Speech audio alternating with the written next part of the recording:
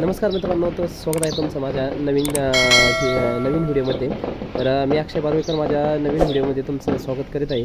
तर मित्रांनो, मी एक अक्षय लिफ्टेक म्हणून हा नवीन आपला चॅनल चालू केलेला आहे. त्याच्यावरती पहिले आपल्या 2-3च व्हिडिओ होत्या. तर त्याच्यानंतर आपण आता इथून पुढे आता रेग्युलर व्हिडिओ टाकण्याचा आपण त्याच्यावरती प्रयत्न करणार आहोत. तर ह्या माझ्या चॅनलवरती फक्त आपल्या लिफ्टच्या संदर्भात जे लिफ्टचे ट्रबल शूटिंग आहे, लिफ्टचे काही प्रॉब्लेम्स आहे, मेंटेनन्स आहे, सर्व्हिसिंग आहे, जे आपण जे काही लिफ्टबद्दल मेंटेनन्स वगैरे काही करतो, जे काम करतो लिफ्टबद्दल, तर आपला सगळ्या व्हिडिओ ह्या त्याच्याबद्दलच राहणार आहे.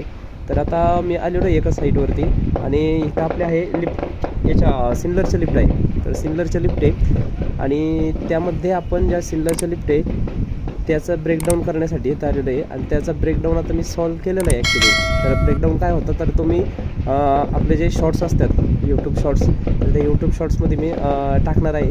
कारण ॲक्च्युली माझ्याकडं डिस्क्रिप्शन म्हणजे फुल व्हिडिओ काढायचा टाईम नव्हता. तरी मग आता एक प्रयत्न करतो आहे, तुम्हाला दाखवतो एरर काय होता, की एरर काय आला होता, लिफ्ट कशामुळे बंद पडली होती ते फक्त सांगतो 2 मिनटात. आणि आपण इथून पुढचं जे ट्रबल शूटिंग करणार आहे आज दिवसभरात त्याचे पण व्हिडिओ मी तुम्हाला प्रत्येक माझ्याकडे जॉन्सन आहे, कोणे आहे, ओटीस नाही आहे, सिनलर आहे, परत लोकलचे पण लिफ्ट आहे. तर ह्या सर्व लिफ्टचे जे ट्रबल शूटिंग असणार आहे, जे काही टेक्निकल पॉईंट असणार आहे, तर मी तुम्हाला ह्या व्हिडिओमार्फत आपल्या डेली रुटीनबद्दल म्हणजे डेली व्हिडिओमध्ये सांगणार आहे. तर मित्रांनो, हे तुम्ही पाहू शकताय ही सिनलरची लिफ्ट आहे आणि ह्याच्यामध्ये ना 00075 एरर होता, 1 स्टार प्रेझेंट होता आणि बाकीचे 3 स्टार प्रेझेंट नव्हते. तर तुम्हाला माहिती आहे एक स्टार म्हणजे हे जे स्टार दिसतात ते आपली सेफ्टी असते, त्यातले 3 स्टार येत नव्हते म्हणजे आपली सेफ्टी चेन ब्रेक होती. तर मग मी काय केलं होतं, आले आपले एरर चेक करून एरर रिसेट केले होते. हे काय एरर सगळे डिलीट केलेले, म्हणजे आपण जेव्हा नेक्स्ट टाईम येऊ, जेव्हा लिफ्ट बंद पडेल आपली नेक्स्ट टाईमला, तर त्यावेळेस आपले काय एरर असतील काय नाही ते आपल्याला कळून जाईल.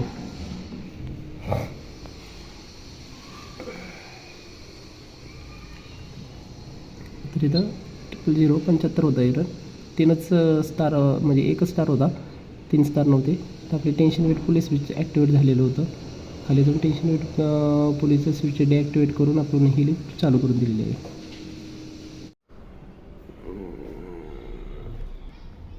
चला आता मित्रांनो, आपण आलेला आहे आता दुसऱ्या साईडवरती. सकाळच्या ज्या सिनलरच्या लिफ्टचं ब्रेकडाऊन करून आपण आता सेकंड साईड म्हणजे थर्ड साईडवरती आलेलो आहे. आपल्याला एक मीटिंग होती, ती एक मीटिंग अटेंड केली. मीटिंग अटेंड करून तिथले एक लिफ्टचा प्रॉब्लेम होता आणि तो प्रॉब्लेम सॉल्व करून आपण आता नवीन साईडवरती आलेलो आहे. ह्या साईडवरती काही आपला प्रॉब्लेम वगैरे काही नाही आहे, फक्त आपल्याला ही लिफ्ट चेक करून घ्यायची आहे आणि याची आपली सर्व्हिसिंग वगैरे झालेली आहे. फक्त लिफ्ट एकदा आपल्याला चेक करून घ्यायची. कस्टमरची कंप्लेंट आहे की लिफ्टमध्ये चालताना थांबते किंवा झटका मारते. मग आता मी साईटवरती आलेलो आहे. आपण आता ग्राउंड फ्लोअरवरून 4थ्या फ्लोअरचा कॉल दिलेला आहे. आता वरती जाऊन आपण एकदा चेक करून घेऊया की काय प्रॉब्लेम आहे काय नाही. ग्राउंड +4ची लिफ्ट आहे म्हणून स्पीड आपण 30 to 40पर्यंतचा स्पीड ठेवलेला आहे. आता आपण 4थ्या फ्लोअरला आलेलो आहे. नमस्कार मित्रांनो, तर आता मी ना वरती आलेलो आहे आणि वरती ही आपली आहे लिफ्ट रूम आहे. कोणीची लिफ्ट होती आपली पहिली, जी मॉड करायच्या अगोदर ना MSB कंट्रोलर होता आणि MSB कंट्रोलर म्हणजे कॉन्ट्रॅक्टर बेस कंट्रोलर होता. आता हा कॉन्ट्रॅक्टर बेस कंट्रोलर आपण आहे ना, तुम्ही बघू शकता इथं आपला हा जुना कॉन्ट्रॅक्टर आहे, जुना कंट्रोलर आहे. यात सगळे कॉन्ट्रॅक्टर वगैरे सगळे यूज केलेले आहे. हा जुना कंट्रोलर आहे आपला आणि हा MESB कोणीचा MESB कंट्रोलर आहे. आणि हा कंट्रोलर होता, तर हा कंट्रोलर आपण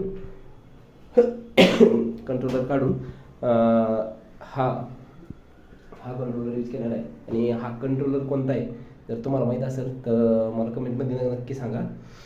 आणि आपण लिफ्ट मॉड करून हा कंट्रोलर टाकलेला आहे आणि INVTचा ड्राईव्ह वापरलेला आहे. आणि इथं आपण आहे ना ही पुली पण चेंज केलेली आहे, कारण त्या पुलीचे ग्रू खराब झाले होते. 15 वर्षापूर्वीची मोटर आहे मित्रांनो, 15 वर्षापूर्वी मोटरला. आणि त्यात आपली पुली खराब झाली होती म्हणून पुली पण चेंज करून टाकलेली आहे आपण. आणि तुम्हाला जर समजा काही टेक्निकल काही प्रॉब्लेम आले असतील, जर काही तुम्हाला क्वेरी असतील किंवा लोकल कंपनीबद्दल किंवा कोणीच्या कंपनीबद्दल जर तुम्हाला माहिती लागत असेल तर मला प्लीज कमेंटमध्ये कमेंट करा. तुमचा नंबर शेअर करा. तुमचा नंबरवरती मी नक्की कॉल करण्याचा प्रयत्न करेन. चला तर मग आपण आता एकदा तुम्हाला कंट्रोलर दाखवतो. एकदा कंट्रोलरमध्ये आपल्या की आपल्याला काय काही प्रॉब्लेम आले किंवा काय काय प्रॉब्लेम येत आहे ते जर ऑब्झर्वेशन करू.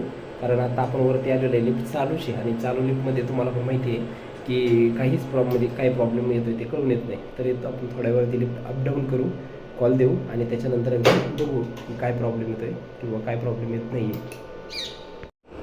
तर मित्रांनो तुम्ही बघू शकता आता लिफ्टला खालून कस्टमरने कॉल दिलेला आहे आणि आपलं हे ना हे जे कार्ड दिसतं आहे हे कार्ड आपले आहे ना सगळे लिमिट वगैरे आहे ना ह्या कार्डवरती दिलेले आहे. Up slowing limit, down slowing limit, up stopping limit, down stopping limit हे सगळं ह्या कार्डवरती मेन्शन केलेलं आहे.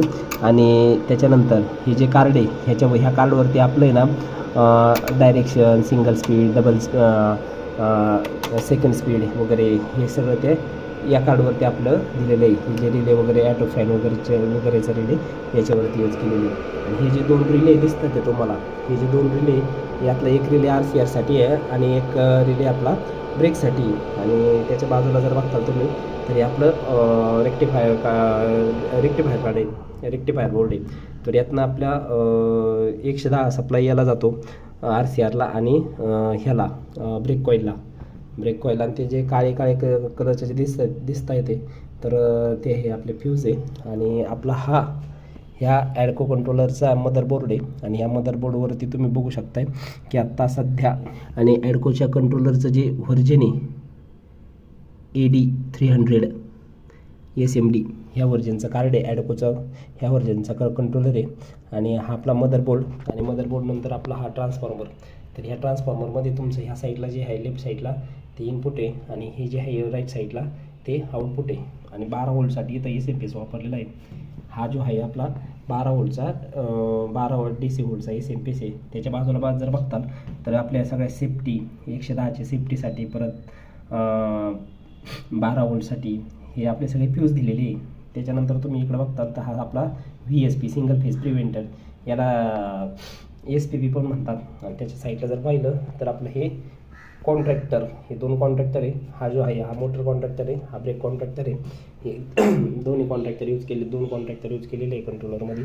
आणि त्याच्या खाली जर पाहायला गेलं तर हे सगळे कनेक्शन आहे. म्हणजे खाली जे आपले कॅबिन कॉलसाठी, डिस्प्लेसाठी, परत सेफ्टीसाठी, cabin door, stop, inspection box वगैरे त्याच्यासाठी जे गेलेले आहे हे सगळे कनेक्शन आपले हे इथं आहे. म्हणजे ह्या साईडला हे सगळे आपले कनेक्शन आहे.